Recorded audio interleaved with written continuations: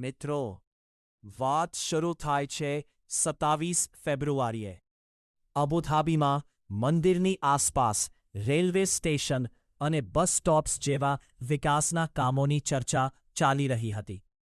કોઈને કલ્પના નહોતી કે 24 કલાકમાં અહીં યુદ્ધના વાદળો ઘેરાશે. 28 ફેબ્રુઆરીએ અચાનક યુદ્ધ શરૂ થયું. સૌથી ચિંતાની વાત એ હતી કે DAPS મંદિર જે વિસ્તારમાં છે તેની 20-25 કિલોમીટર ત્રિજ્યામાં જ UAE, USA, UK અને ફ્રાન્સના મિલિટરી બેઝ આવેલા છે. ઈરાન તરફથી આવતી મિસાઇલોને રોકવા માટે અહીંથી જ એન્ટી મિસાઇલ છોડવામાં આવતી. કલ્પના કરો, માત્ર 14 મિનિટમાં 28 જેટલા પ્રક્ષેપાસ્ત્રો આકાશમાં આતરવામાં આવ્યા. આકાશમાં થતા પ્રચંડ ધડાકાઓ અને મિસાઇલોના તૂટેલા ભાગો મંદિરની આસપાસના વિસ્તારમાં પડતા હતા.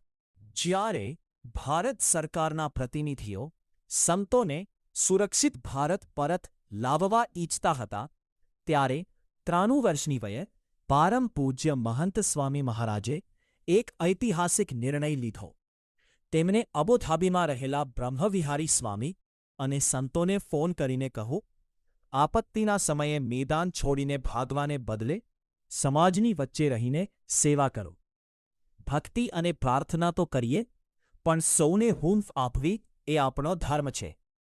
મહંત સ્વામી પોતાની દિવસમાં 2 વખત ફોન કરીને અડધો-પોણો કલાક સંતોને હિંમત આપતા.